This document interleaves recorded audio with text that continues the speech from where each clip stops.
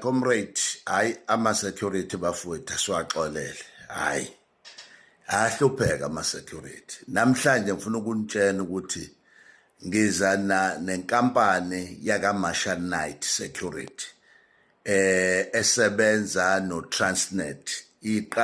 Iqashwe u-Transnet ukugada zonke ilokhu zamaplant aka-Transnet in all the country. Bafowethu laba bantu abakithi bamnyama, and bafowethu laba bantu I've tried, sizame ngayo yonke indlela ne-office ukuthi sibaxhume ukubatshengisa ukuthi siyabahlonipha njengabantu bakithi abamnyama.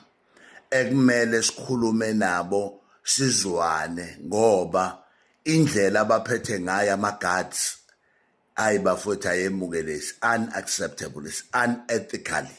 Angaze ngibone inkampani esebenzela uhulumeni iba non-compliance like uMarshall Knight Security. And uyazi ngeke ngazama ukuthinta nomphathi wakhona uWiseman Mkhwanazi, ngamfonela, sam-emailela, sizame almost 2 months. Sizama ukukhuluma nomphathi ukuthi no, akuhlalwe phansi kulungiswe inkinga zabasebenzi. Guess what? Wasidakhela kwaze kwasekugcineni. Bafowethu kubhlungu kuba i-security, I'm telling you. Especially kulawa wonke ama-security engenge intervene kuwo. Hayi, i-Marshall Knight bafowethu cha idinga umkhuleko. And I still believe ukuthi ikhona into ama-security companies adinga ngayo uncedo, adinga i-intervention enkulu kabi. Ake nginitshele ukuthi kwenzekalani lapho. One, ababanjelwe i-Provident Fund. Babanjelwa i-Provident Fund but ayikhokhwa la ifanele ikhokhwe khona. Two, i-UIF yadeductwa but ayi-appearishi la ifanele i-appearishe khona. Three, laba bantu babambela ama-security i-tax, badeduct i-tax ekufanele ngabe ikhokhwa yibo, because ama-security kahle akakabi kwi-bracket ethe ababanjelwe i-tax. Bafowethu u-sick leave awukhokhwa lapha kwa-Marshall Knight. Bafowethu i-pay slip ikhomba i-15 kodwa bona baze bakhokhelwe ngale kwe-20. Ngikhuluma nje ngezinto ezenzekayo. Uma utransferiwe ka-Marshall Knight, let's say ubusebenza empangeni watransferelwa eThekwini, kubo ngathi kuwena ila uqashwa kabusha, ubulawe yonke iminyaka yakho oke wanayo nje ekusebenzele uMarshall Knight. Bafowethu, I don't know whether you understand this. Maybe it's me who don't understand it. And lapha ilokhuze le kune-insurance le yabo mabegula. Bafowethu, hayi, inkampani ayikhokhi, kukhokha bona. Ulokhuze usira bayayikhokhela, bayabanjelwa imali kodwa bayayikhokhela. Uyithi into enjalo bafowethu, uyithi nje into enjalo. Ubona ngani ukuthi uyayikhokhela usira uma usuthi uyakhona ufica khona kunama-penalties yokuthi awukhokhile. Ngikhuluma njalo nge-Marshall Knight, yabo? So-ke banalento ethi-ke every year, cabanga every 5 years fanele bakunikeze u-500 once. 500 bathi appreciation, 500 once. And ku-10 years bakunikeza u-1,000. Isho ukuthini lento bafowethu? Kanti bapha abaphathi baka-Marshall Knight, because uWiseman u-regional lokhuze inspector, although ke indlela ekutha ngayo kubukakala ngathi uyena ophethe uMarshall Knight. But siyabadinga abantu baka-Marshall Knight, siyayidinga i-top management yaka-Marshall Knight. Sihlale phansi nayo silungise lezi inkinga bafowethu. Asikwazi ukuba ney'nkinga ey'ngaka ka-Marshall Knight bafowethu kube ngazathi akubona abantu bakithi the black owned companies kubukakale ngathi wona axhaphaza kakhulu abantu. hey ayabaxhaphaza abantu ama-black owned, abantu abamnyama baphuma engcindezelweni, bathola imali bephuma engcindezelweni, bacabanga ukuthi ukucindezela omunye umuntu iyona ndlela yokuqhubeka nokuphila. Hey bafethu, sifunde kabi emabhunweni. I want to tell you, sifunda into embi engazi ukuthi singayishintsha kanjani thina abantu abamnyama. uMarshall Knight inkampani yomuntu omnyama, ungezwe kuthiwa uMarshall Knight inkampani yomuntu omnyama, and ngiyasola kule nkampani ukuthi bakhona osopolitiki abangemva, ngoba ngendlela awukwazi ukusebenza ka-Transnet. Transnet it's a government entity, but lo Transnet as well ukwazi ukuqasha iy'nkampani ezi-non-compliant.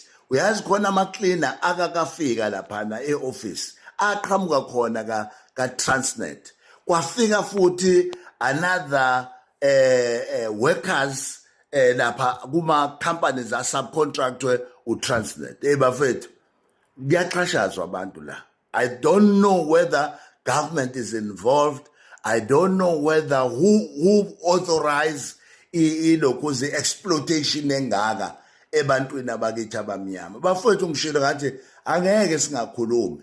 Angeke bafethu singakhulumi. Futhi ngeke usivale umlomo. If you are trying to usivala umlomo, God will come and intervene. Uyobona umhlolo ongakazi ubona.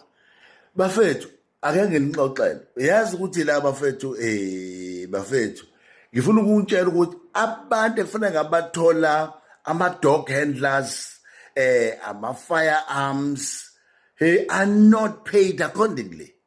Abantu abafundela ibhamu, ngisho bona, abantu abama-dog handlers akhona abakhokhelwa. Bafethu, abakhokhelwa. Ngiyafisa ukwazi ukuthi ubani okhona ongizwayo.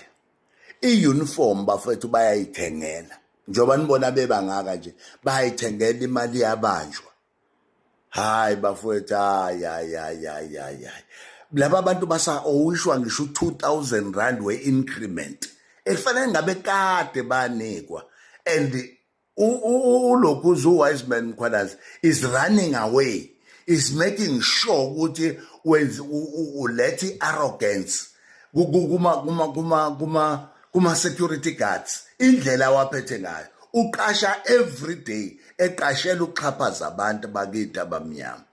Bafethu, ngiyanicela, uMarshall Knight, ngiyanicela bafethu. You can't do this kubantu abamnyama. Ezeni ingane zidla kahle. Ezeni ingane zivuka ngama-cornflakes, ngoshizi nobhekeni. Emini zidla ilunch, ntambama zidla isapha. Kulaba abantu abanisebenzelayo, do you know ukuthi kulapsa ngisho ama-funeral covers abayikhave ngawo. Iy'kweleti, imali, kufika iy'tolo zithi zizobamba, zifice imali ningayikhokhile. And kumbi ngoba uma ibuye izobanjwa kusuke sekune-interest, and wena uyikhokhi interest. Angazi bafethu ukuthi yini esingalekelela ngayo la.